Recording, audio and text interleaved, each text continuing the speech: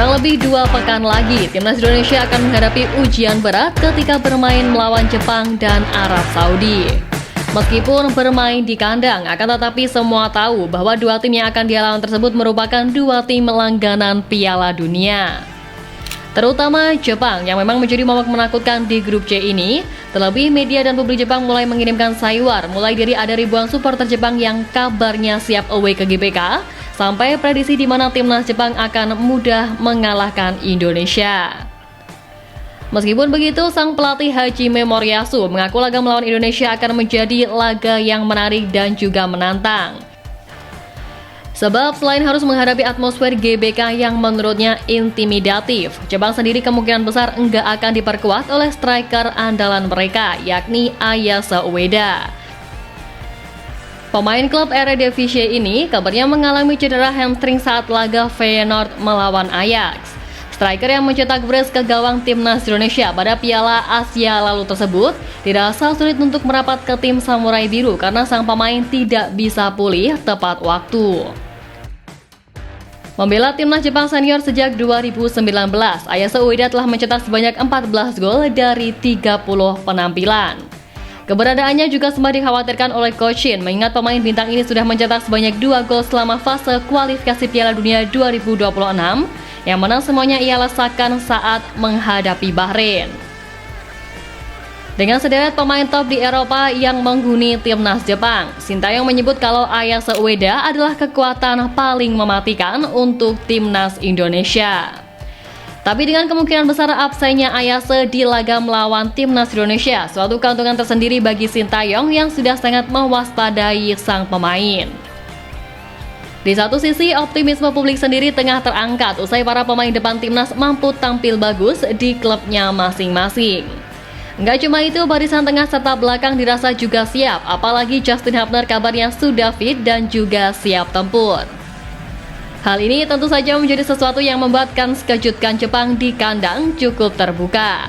Selain absennya striker andalan Moriyasu yakni Ayase Ueda, timnas Indonesia juga memiliki tren yang bagus kala melawan tim besar di putaran ketiga kualifikasi Piala Dunia 2026 sejauh ini. Pada bulan September lalu, skuad Garuda mampu menahan Arab Saudi dan Australia sekaligus selagi hanya kebobolan sekali.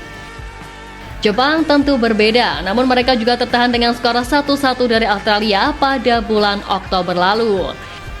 Sehingga hal ini bisa jadi mengindikasikan timnas Indonesia setidaknya mampu mengimbangi Jepang menimbang hasil kontra The Sacros. Selain itu, seperti yang udah disinggung Hajime Moriyasu, timnas Indonesia akan bermain di kandang yang tentunya menjadi sebuah keuntungan mengingat supporter Garuda diperkirakan akan hadir sebanyak 60.000 hingga 70.000 penonton. Dan jelas itu akan memberikan dampak besar kepada Jepang selaku tim tamu. Wakil Federasi Sepak Bola Jepang Takeshi Okada juga telah mengatakan bahwa hal itu akan menjadi kerugian besar bagi negaranya, sehingga ia berharap agar para supporter Garuda tidak datang ke Stadion Gelora Bung Karno karena mencemaskan tekanan yang luar biasa. Okada juga menyebut bahwa kehadiran puluhan ribu supporter di SUGBK akan menjadi momok yang cukup menakutkan bagi Takumi Minamino dan kawan-kawan. Meski di atas kertas, Jepang memang lebih baik jika dibandingkan dengan timnas Indonesia. Tapi sebagai mantan pemain sepak bola, Okada pernah merasakan sendiri bagaimana rasanya tampil di hadapan ratusan ribu supporter tim lawan, yang menurutnya itu adalah pengalaman yang cukup membuatnya tertekan. Selain itu, mantan pelatih timnas Jepang tersebut juga mengatakan bahwa kepemimpinan Shin telah membawa perubahan besar kepada skuad Garuda yang kini semakin solid dan juga kompetitif. Baginya saat ini Indonesia telah mengalami kemajuan di sepak bola dan juga kemampuan di tiap-tiap elemen semakin bagus. Ia dengan mantap juga menyebut kalau Jepang tidak akan mudah untuk mengalahkan timnas Indonesia di laga 15 November nanti.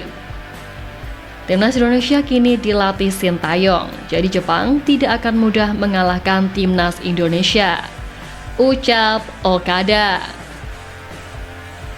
Ya, pertandingan melawan Jepang dianggap sebagai pertandingan yang paling sulit. Meskipun begitu, sebisa mungkin semua elemen timnas akan berusaha untuk setidaknya meraih 1 poin agar di laga melawan Arab bisa lebih percaya diri untuk meraih poin penuh. Nah, seperti yang tadi sudah dibahas, yang bikin publik sedikit lebih optimis adalah permainan para pemain timnas yang sedang perform di klubnya masing-masing, terutama ya sudah pasti soal lini depan. Ya, kemarin baru saja Rafael Strijk mencetak gol perdananya untuk Brisbane Wolves saat bersua dengan Sydney FC.